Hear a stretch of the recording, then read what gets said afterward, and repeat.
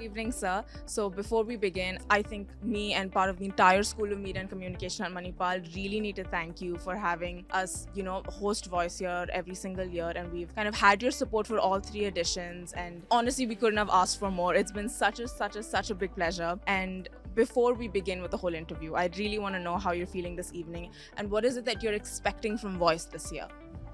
Well, this is something that I witnessed the birth of the event itself. So it impresses me how it is developing year after year with the number of entries, with the size, with the quality. Maybe it's still you need to see the quality of the. But I have full confidence in the quality of the entries or the works that are being going to be being displayed during the event.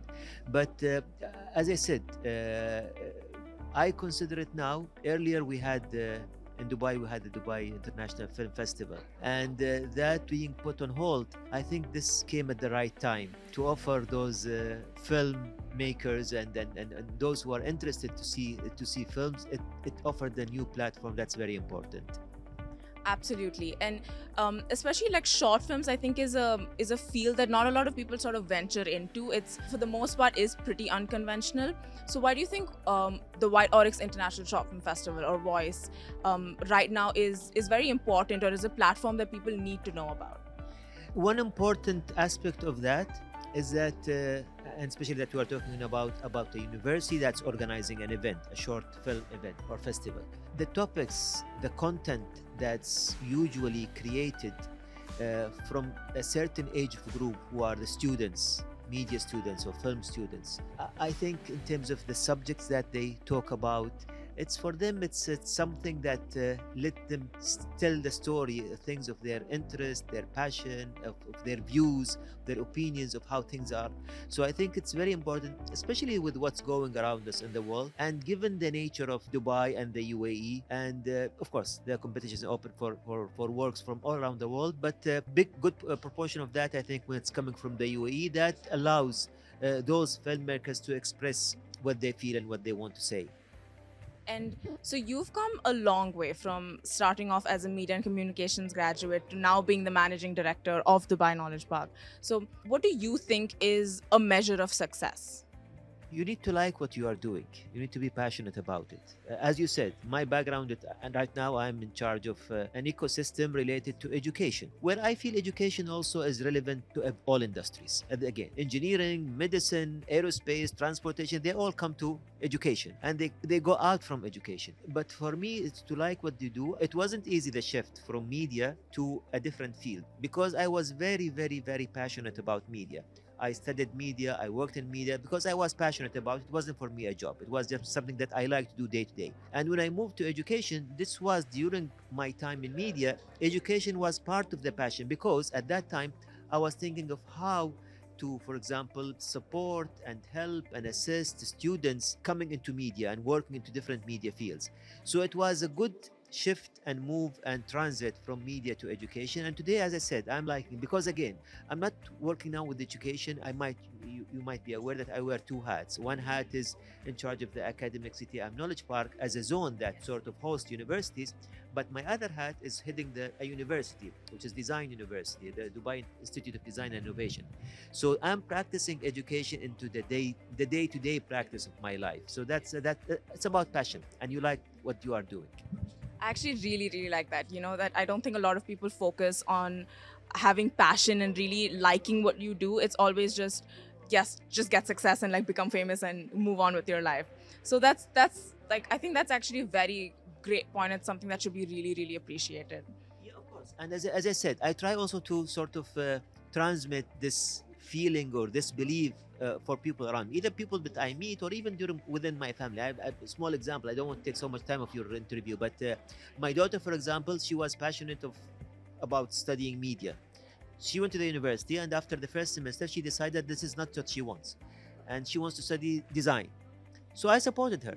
And today she liked what she did, although it was tough for her, but because she liked it. So in order to succeed, you need to like what you want, what you are doing. Exactly. And as you did mention, you were part of the media field. That's how you started off as well. So, what advice would you give students who are starting, who want to venture out into that field, but are like worried or scared about, how they would do? So, what is one tip that you would give someone who's aspiring to be part of this field? Again, it takes us back to the previous question, which is that you like what you are doing. You don't take it as a job. Because honestly, I don't want to scare people, but with media, either you are working in advertising or journalism or photography, whatever areas of media, you don't calculate what time you get in and what time you go out. You might be in your holiday and you think about certain projects. So it's a matter of not dedicating yourself, but at least living it, living what you are doing. And it's a world that allows you more than maybe any other field to interact and network with the surrounding, and with not only people from your field, but even from other industries and sectors.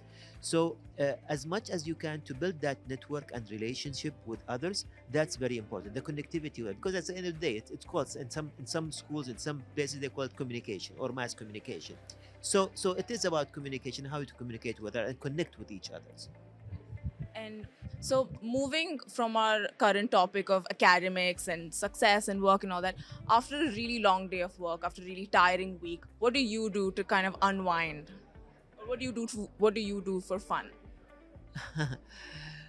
When you reach certain age, especially with being so much overloaded with work, it's just to you will look for just moments of quietness and peaceful sort of time that you want to be either yourself or with people who you feel comfortable with. So just relax. And for me, for example, weekends, yes, you might have things to do, sometimes some commitments or others, but mainly it's relaxing and trying to refresh and get sort of refueled for the week to come. Yeah. Fair enough. And my last question, which I'm very curious to know, what is your all-time favorite movie? Like a movie that you can watch over and over and over again, and you can never ever get bored of it.